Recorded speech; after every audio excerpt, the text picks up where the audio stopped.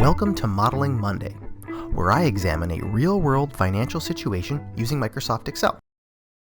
In this episode, we are going to analyze the question, should I invest in a rental property? Many times, people like to invest in residential real estate. It provides good monthly cash flow and appreciation over a long period of time. Well, let's take a look at our model. The goal of this model is to create a model analyzing the potential costs and profit of acquiring a residential investment property. There's a few steps that include finding a potential property. Then next, we will build a model with conservative assumptions. Third, we'll enter the details for that subject property since each property is unique. And four, we'll compare different financing options. Specifically, we're going to use several different down payments to see which we prefer the best. Let's begin and build our model. So let's find that subject property. I decided to go to Zillow, which web address is zillow.com, as you will see here, and I went to search for homes in Austin, Texas, as that is one of the fastest growing cities in the United States. I also applied a filter to look for homes between $150,000 and $200,000, as that is our expected budget and a very good starter home for an investment property. These are all the homes that popped up. I'm going to select this home right here for $185,000. Zillow gives us a great deal of information, and the information shows that this home is for sale for $185,000, although it's estimating that the price is much lower, so there may be some room for negotiation. And also, if we click on Zestimate Details, it estimates what the expected rent for that property is. Since we plan to rent this property out, we'd like to know that information. And if we scroll down a little bit further, we'll see price and tax history. And we're most interested in the taxes, as this home is approximately $2,200 a year in taxed value. So we'll expect that as an outflow. With this information, we can begin building our model. We will begin in cell A1 and start typing in our headings. The first heading is purchase price.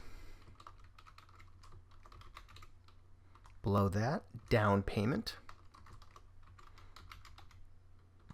then mortgage, and this will be the difference between the purchase price and the down payment.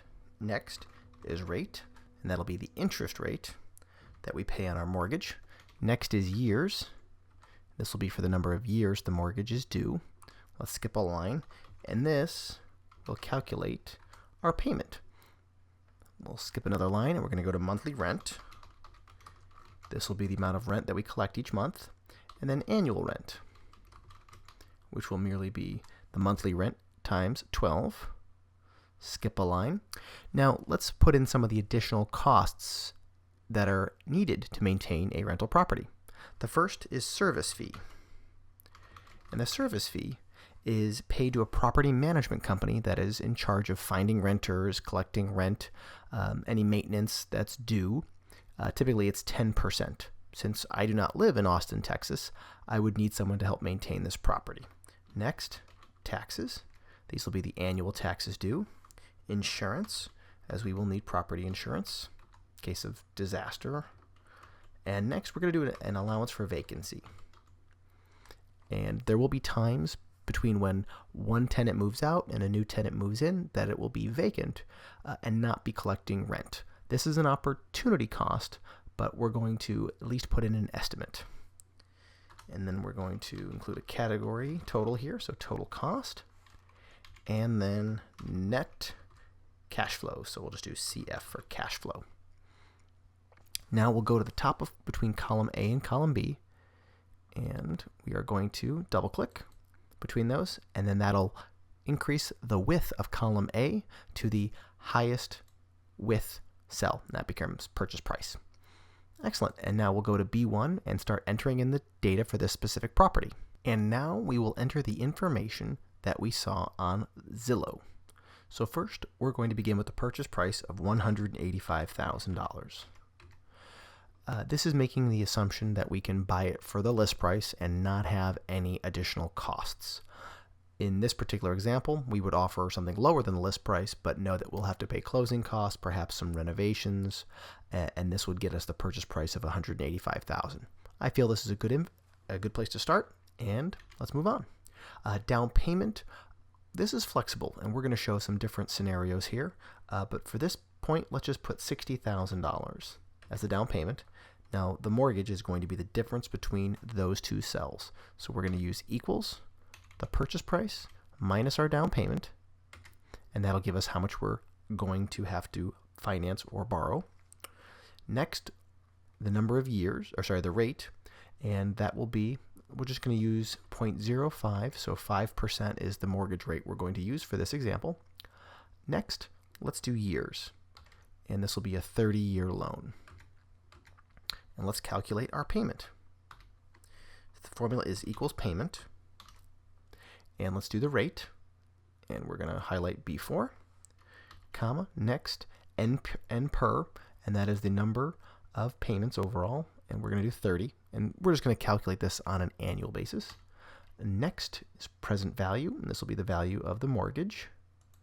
Now, as you see here in B7, it calculates the payment, and it turns it to be a negative number, because that's showing a cash outflow. That's money we have to spend, and therefore it's negative. It's coming out of our pocket.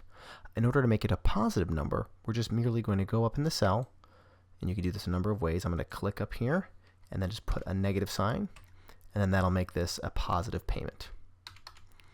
And then as we saw in the ad on Zillow, we believe that we're going to be able to collect $1,500 in rent, and then annual rent will be equals B9 times 12. And that'll show us what the annual rent we will collect. Next is service fee. Typically, I've seen about a 10% service fee. So equals, we're going to reference the cell. In this case, it's B10 times 0.10. And that'll give us $1,800 per year. Next, taxes. The taxes due, as we saw from that, were approximately $2,200. We'll see that. Insurance, I'm going to estimate at $500. And then vacancy, I'm also going to estimate as a percentage of the rent we collect. Let's just say it's 10%. So equals again, reference our annual rent times 0.10, and that'll give us the amount of vacancy. If we sum, equals sum these numbers, that'll give us our total cost. And our net cash flow equals our monthly rent minus our payments minus our total costs. And that will be our annual cash flow, approximately $3,568. Now, this scenario does ignore several factors. It ignores the fact that there's depreciation, there's tax benefits, the potential for growth in the value of the property, and a slew of other factors. This is just a simple model. Now, in order to create a fair comparison, let's break things down in percentages. So we're going to use equals the net cash flows for the year divided by how much we invested. In this case, it's our down payment. And that'll show our annual. Let's clean that up with a little percentage formatting. So essentially, our cash flow is getting us about 6% per year.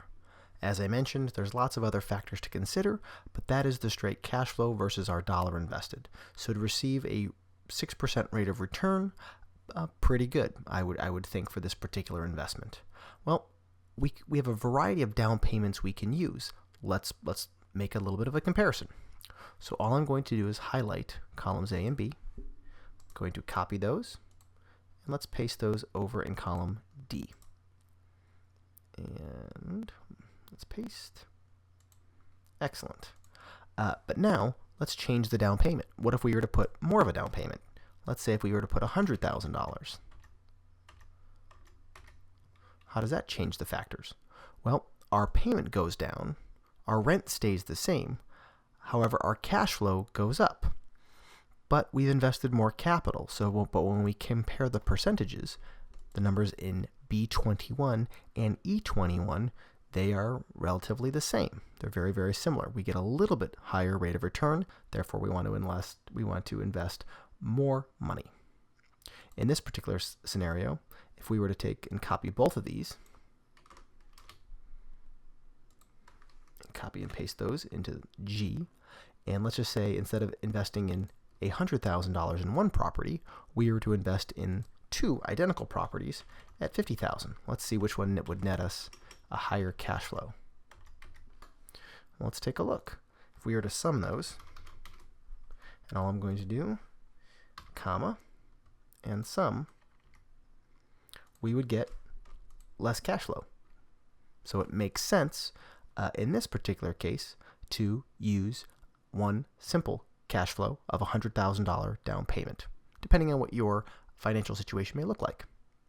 This again, just a simple model for comparing some rental properties. This is not financial advice. This is not actually encouraging you to invest in Austin, Texas. This is just merely an example of how we would begin building a financial model for real estate. I hope you enjoyed it, and I look forward to seeing you at next Monday's model. Have a good one.